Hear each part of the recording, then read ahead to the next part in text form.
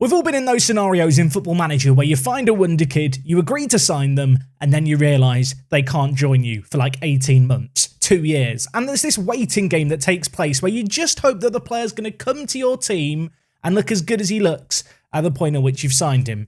This man was one such example. David Lind has turned 18. He has signed for us from Nordsjælland over in Denmark.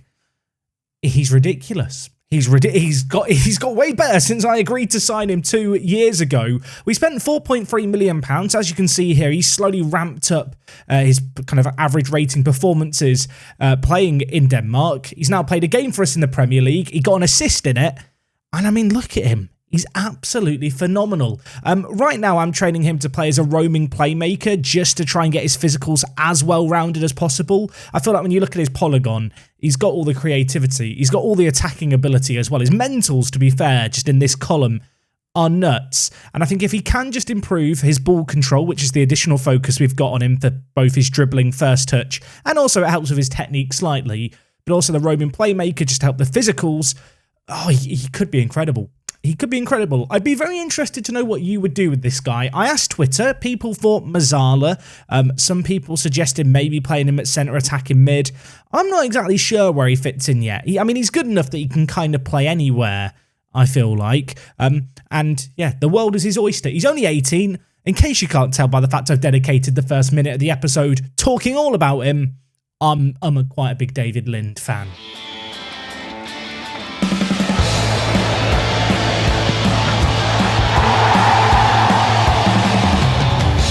But of course, David isn't the only thing to talk about today. We have also been playing matches as Crystal Palace manager. And well, looking at the league table, we are top going into a double header today that sees us take on 2 London sides. First and foremost, a game against Arsenal at home. A game that if we lose, we won't be top of the league anymore. If we win, well, this kind of tight pack of teams get slightly looser. We can start to maybe build a little bit of a cushion on the teams behind us. Of course, we're only just beyond the halfway point in the season. Still a lot of football left to be played. But the fact that we are looking way on course for Champions League football is only a good sign. Of course, that is still the ambition right now. I'm trying not to get too carried away. Although, if we win here, that might happen. I might start planning an open bus parade and stuff. I mean, it's January. I should calm down. So let's talk about the game since we last here. Of course, last episode, we ended things with a huge win against Liverpool. And after that, 2 wins in a row against bottom of the table Sunderland and then Norwich City. 2 3-1 wins. Nice variety of goal scorers. We did rotate things around. We've got to rotate things around. It was great to see Lozano, the 19-year-old, pick up his first league goal of the season against bottom of the table Sunderland. He is one of those players who I really, really like the look of. I'm trying to give game time to. He got some hair. I do feel like the last month or two, I've lent more on the youngsters than I had previously. Some of it, I suppose, not out of choice, but just because I have to rotate things around. But some of it has just been the youngsters have performed, which I feel like you're going to see in the upcoming games. But one game we didn't perform in, the EFL Cup quarter-final. I'll be honest, didn't do it as a live com because I thought we'd make it through. You know what? I really did think we'd make it through. When we were 3-1 up after 70 minutes, I thought it was all said and done. Brian O'Day, as you can see here, popped up. He scored the opening penalty of the shootout, our former man. And then from there, Southampton went on to win. So yeah, not great. The good news is the board have taken us crashing out of this better than I feared they might. Following on from that, we did bounce back with 2 pretty emphatic wins. 2-0 against Aston Villa, a game where we were in control, although we did have to wait to the second half to get goals. De Silva with both of them. And then we took on Southampton. A 3-1 win in this one. Payrat was sent off, but it was already 3-0 at half-time. The game was kind of done. And in the end, it was pretty damn convincing. Good to see Middleby get on the score sheet. Zandbergen and also Gorojaga also involved. 2 early goals in this game really set the tone. Gorojaga has been super standout for us so far this year. 9 assists, 4 goals in 16 games. £71 million. I think well spent. In our most recent game, we took on Burton. It was the FA Cup. It was against a team who are way down in, I think, League 2 in this save game, Burton. We rotated things around. We gave players like Winter game time. He grabbed a hat-trick and an assist in this 5-0 win. I'm a big fan of Heinz Winter. I think I've made that kind of obvious. He was absolutely sensational. Elsewhere, we used it as an opportunity to bring in players like Agayi, try and give him some first-team football to continue his development.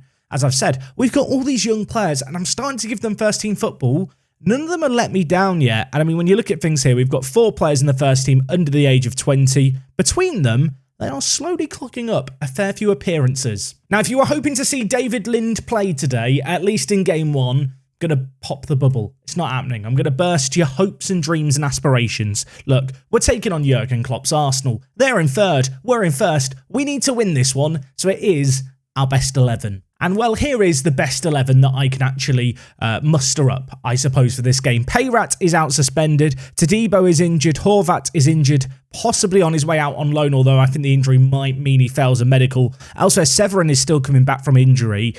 He has not done a fitness test. So you know what? Heinz Winter, he'll go on the bench. But this is the starting 11 we're going with. It's going to be Ruiz in goal with McIntosh and Tullio at the back. Worth noting, Tullio, who really is an influential leader in the dressing room, he's been kicking up a stink about wanting a new contract. He's unhappy because when we tried to negotiate one, the talks broke down. He was asking for, I'm going to say this quietly, £200,000. 200,000. I realise if I whisper, you might not be able to hear me. It was a ridiculous demand. I told him to do one. So he's off there sulking. So far, it hasn't impacted his performances on the pitch, but I am perhaps a little wary of it. At wing-back, we've got Forti and Sanchez in the team. Unfortunately, with Peyrat out injured, it means that we are going to have to go with the double playmaker setup, which, to be fair, I say unfortunately, it's worked pretty well for us so far this year. It's going to be Ulrich and Junior there, and then into the final third we go, where Gorojaga, with all the assists, is out on the left. Carlier, with 6 goals in the league, our second highest goal scorer in the league, starts at centre attacking mid.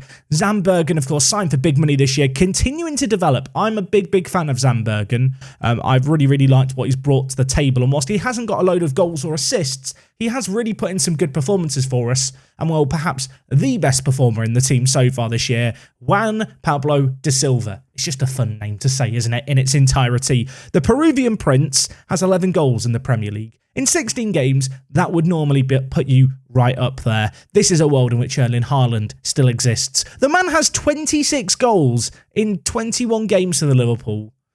It is just mad. Now, the good news for us is we're not taking on Liverpool today. We don't have to worry about Erling Haaland, but we do have to worry about this man. Fontana, the one that got away. I did try and sign him again before the summer transfer window closed. I haven't tried to make a move for him in January, although I'm not going to be able to afford him. I think our current remaining wage budget is probably not enough to afford him. Our current transfer budget is only 57 million. Not sure if we are going to end up selling anyone in January, besides a few youngsters coming in like David Lind. There hasn't been a lot more going on, really. But yeah, I'm hoping Fontana, the man that we did miss out on, isn't going to turn up today. Now, given how good he looks on paper, maybe I'm hoping for a miracle in him not performing, but I'm hoping it can happen. As I've already mentioned, a draw here wouldn't be bad. A win here, we really pull away at the top. But let's be honest, right now we are somewhat exceeding my expectations for the season. I feel like our kind of overall ability is good. I do feel like we've ridden our luck a lot to start this season. I do feel somewhat fortuitous to kind of be where we are in the league table, but you've got to be in it to win it, and if we can get results in these kind of games, we have a chance, but it is going to be difficult against an Arsenal team that is very good and has taken the lead within the first 5 minutes. It was Dominic, I can never say this guy's name, Sabozalai, but I don't think that's right. Either way, I think it was him who floated the ball into the back post. I actually thought it was going to go over. The camera angle deceived me, but it dipped in, it looped over. I mean, it's a crazy header. Could Ruiz have done better? Maybe if he was 7 foot tall. It's not a good start. I'm getting shouty early. And I should have paused the game to go shouty because instantly there's another highlight. We're going to try and put pressure on high up the pitch and force Ramsdale to go long. And we do that. He gives us the ball. Now what can we do with it? Tullio Junior switches over to Zambergen, the former Spurs player playing against Arsenal. He knows what to expect from Arsenal. He has a hatred for them deeply ingrained in him, which I'm hoping is going to see him put in a good performance here. Whether or not that can happen remains to be seen. Arsenal playing out for the back. For a second, I thought we were going to be able to snatch away the ball high up the field and maybe create a chance. It hasn't happened. We might have a chance here, though. Da Silva, top goal scorer, one-on-one, scores it. I think he's onside. I think we're good here. was a bit weird. I think I lost the ball in the rain. Did anyone else struggle to spot the ball there? Doesn't matter. It's 1-1. He hit that with, well, thunder. It's raining on the pitch. That shot had a sonic boom as it came off his foot. He hits it on his left pegs, down the middle. Wasn't into the corner. Didn't need to be. Ramsdale couldn't react in time. Did go to VAR. They've given it. That's the response I needed. I now kind of regret getting shouty and Carlier's sad. Now he's happy. Everything's fine. Coming up to 30 minutes played here. There's not been a whole lot of opportunities. I feel like Arsenal have had a lot of the ball, but when they're having it in their own half and not creating a great deal. Of course, that can change very, very quickly as they are looking to bring it forward here. Ignacio with the ball. Now with Fontana. I'm going to click on him just so we can have his name above his head so we can witness everything that he does. And whilst I'm doing that, whilst I'm doing the important managerial business, Conrad for them has just scored an absolute banger. Arsenal haven't created a lot in this game. They've had 3 shots on target, 0.3 XG total. They've scored 2 of them. Odegaard with a crazy ball forward, and then Conrad brings it forward, and I mean, he just smashes into the top bins. Not good. Another chance maybe for Arsenal here. Dominic with the ball, back with Ignacio. Conrad the goal scorer, back to Saka. Zandbergen wins it in a good spot. We have got men breaking away forward. Can De Silva get on the end of it? He hits it just wide of the post. So as things stand, we would be back in second place if we were to lose here. We already knew that would be the case. Arsenal would go ahead of us by just 1 point. Even a draw here would be a pretty good result that ensures we stay top of the table. But it does feel like it's going to be a big, big challenge to do that. That said, plenty of football left to be played. We have quality when we've got Zandbergen through. Can Bjorn score? Yes, he can. That was a really, really nice goal. Brought it forward. Ramsdale closed down the angle and he just knocked it to his right slightly, the winger. And then from there, he was given the chance just to put it into the near post bottom corner. Gurajaga, great run inside. Zandbergen, great first touch. Takes it round the keeper. Squeezes it in at the near post. It's 2-2. It's not half time yet. This has been a crazy game. Sound the break. Still 2-2. Not a whole lot of chances. It just felt like every single opportunity that happened hit the back of the net. I'm going to tell the players I'm far from pleased. I feel like we can do much better than what we've done there. The fact that we ended up conceding 2 goals from such kind of poor opportunities is a tad disappointing. But of course, the higher up the footballing pyramid you go, the more clinical you have to expect your opposition to be when you do give them those chances. And Arsenal have been clinical so far in this game. I have a sneaking suspicion as we start this second half, there's more goals coming, and well, maybe there's one here for Arsenal. Ball played back to Saka. Certainly don't think this is going to finish 2-2. Odegaard, wide to Saka again on this near side. Whipped in, Ruiz gets there, and he plucks the ball away. I've got to say, really, really cool to see this Arsenal team have so many of Arsenal's actual squad players still in the team, kind of 10, 11 years into the future. Zandbergen, down the line, the goal scorer. Can he turn provider? He gives it back to Sanchez, who of course is another former Tottenham player. It's laid to Zandbergen, and I don't even know what the finishing has been in this game. It's been mad. Oh my word. You could not have picked a better place to put the ball in the back of the net. It's hit the inside of the post. It's gone in. And so 2 former Spurs players linking up. Zandbergen, a little bit of space. He hits it. I mean, it kind of looks like Ramsdale gets scared of the ball and dodges it. Either way, it's 3-2. I'd like a 4th now. I don't feel like 3-2 safe. We might have a chance here as well. Carlier Jr. gives away the ball. Conrad. Now Arsenal looking to break away. They've got Mladenovic bringing it forward. Tullio, big tackle. Trying to justify the £200,000 he's demanding with that tackle, I feel like. McIntosh, back to Tullio. Now can we get that 4th goal? I do feel like a 4th goal is going to be needed to get the win here. Just the way this game's played, I don't feel safe. I don't feel comfy. Although 40, he's in his element. He's comfy, in possession of the ball. Gives it to Gurajaga. Played back to 40. Can he get it in? He can. Goes over everyone. I don't know how De Silva didn't get his header on that. I think he might have even got his head on it, and it was too slight or a touch from a yard out.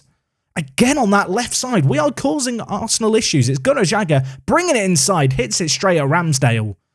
Oh my word. This is one of those exciting games in a live com where I feel like it's lived up to the hype.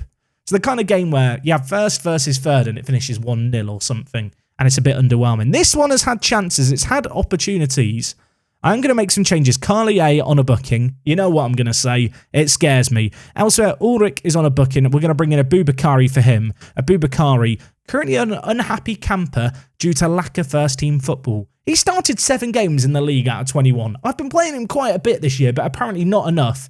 He's going to get a chance here to show us what he's all about. Elsewhere, and you might think I'm mad here, I want to take off De Silva for Heinz Winter. I'm doing it. You know what? Heinz Winter, he's been very good. He got a hat-trick against Burton. He scored against Liverpool last time out. Yes, it was a penalty. We don't need to talk about it. Oh, my word. Bjorn's hit the post. It falls to Winter. He puts it in the back of the net, but the flag is up. I mean, if this is given, I'm a genius. I think he looked offside, if I'm honest. It was Bjorn with an effort for the hat-trick. Hit the post. It's been given. I'm a genius. Heinz Winter, you beautiful man. I will put extra tomato ketchup on my chips when I go and have food later. Oh my word. I feel like I should explain that Heinz is a brand of tomato ketchup in England and in Great Britain. Might be more global than that, I realise. But if it's not, yeah, it's just, that's why I make lots of tomato ketchup comments about Heinz Winter. I know I have food on the mind a lot. I feel like sometimes I have to explain these things for the international audience out there. What you don't need to have explained to you is, I love Heinz Winter. I love this team. It's 4-2. And unless there's a very, very late bottle where we can see 2 goals in the next 3 minutes, we are going to stay top of the league. Aboubakari's going to head it away. Kagol now with it. Gives it wide to Saka, who's going to float it towards Smith Rowe. Hits it on the volley. Ruiz tips it over. It was offside. He didn't know that. A great stop. And you know what, referee, you can blow the whistle now. We played great in that second half. We really, really stepped it up. Arsenal did not do anything. Bjorn, match to remember for him. I feel like now he's justified the price tag. Turning up in these big games, being the difference maker in this kind of game at the top of the table is what you pay £97 million for. Very, very happy about that. Great team performance. I look like a genius for bringing in Heinz Winter. Everyone's a winner. And with that, we go top of the table by 5 points. There's a bit of breathing room. Of course, still 17 games left of the season. Still lots of football left to be played, including our next match, which interestingly enough is going to be against a Chelsea team down in 10th. A Chelsea team that offered me a job just last season.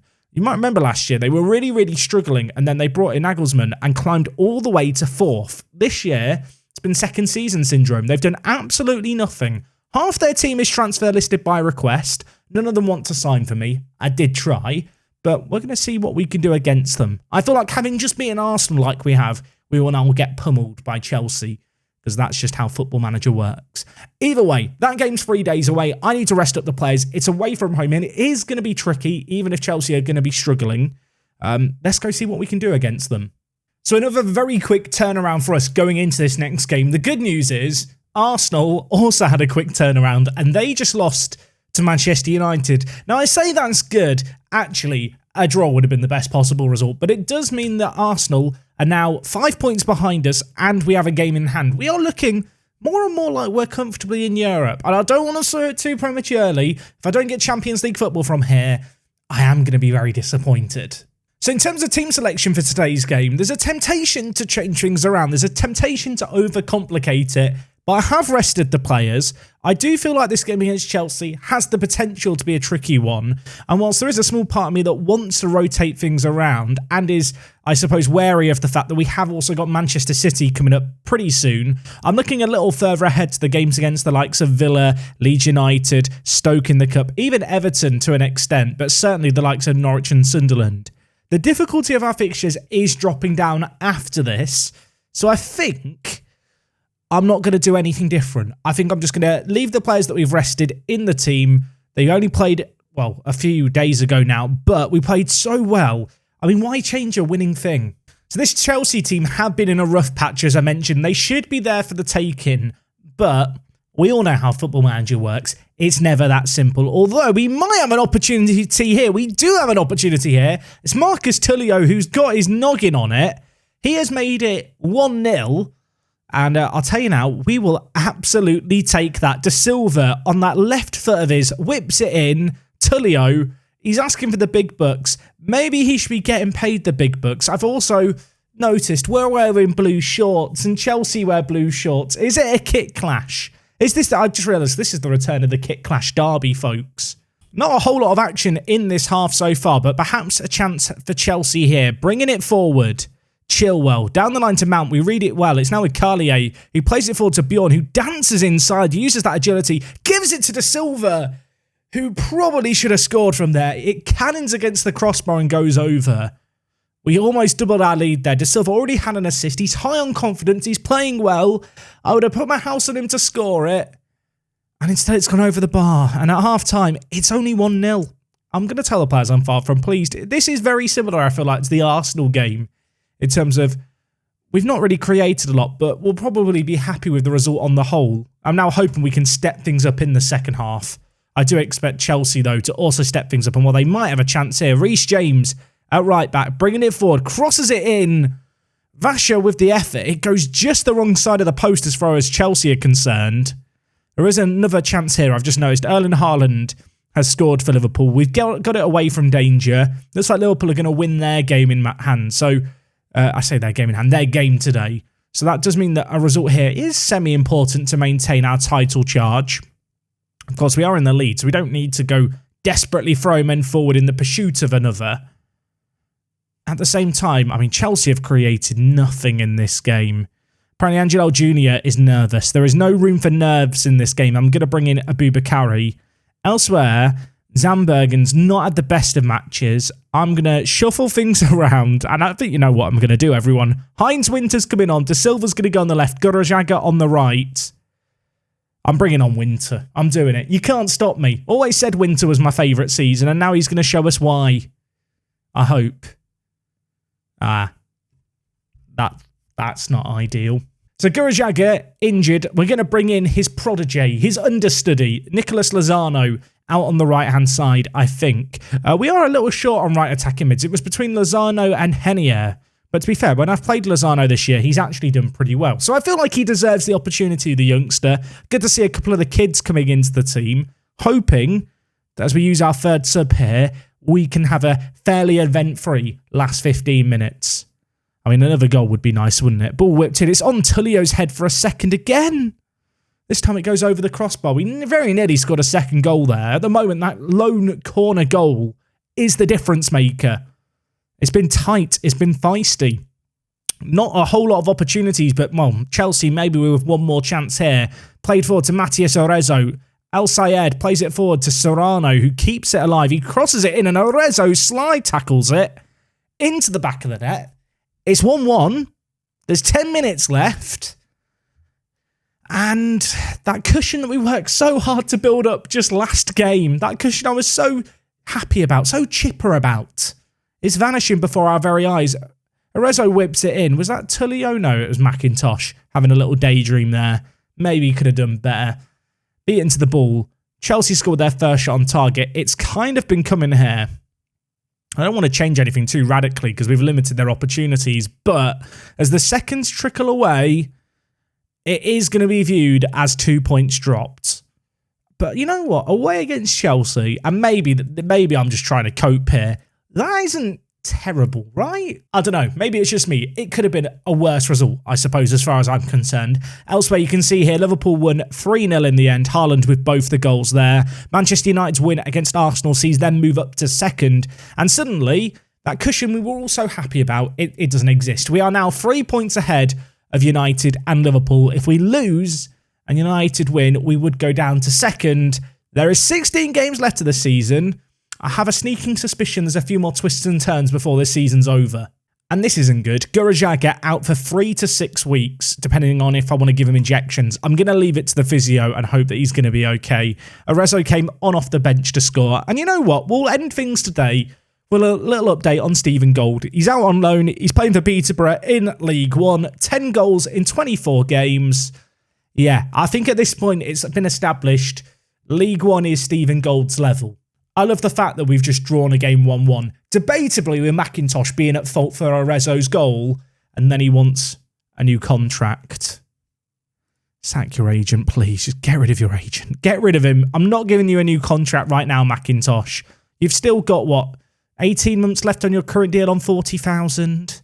I mean, now that I look at it, probably should give him a new contract. What's a reasonable amount for him to ask for? 100,000? He's currently on 40,000. I think 100,000 would be reasonable. And you know what? Marco's reasonable. Tullio, take notes. Tullio asking for 200k. Marco knows I'm still going to try and squeeze pennies out of him. Come on. Come on, Marco. Give me a polo. Okay, give me a polo. 90k. Look at that. That's how you negotiate, folks. We'll do it live. Maybe that's how I should do my contract negotiations. Just on the contract front, we have got a few players with contracts running out at the end of next year. To be honest, with the exception of McIntosh, no super major players in the first team.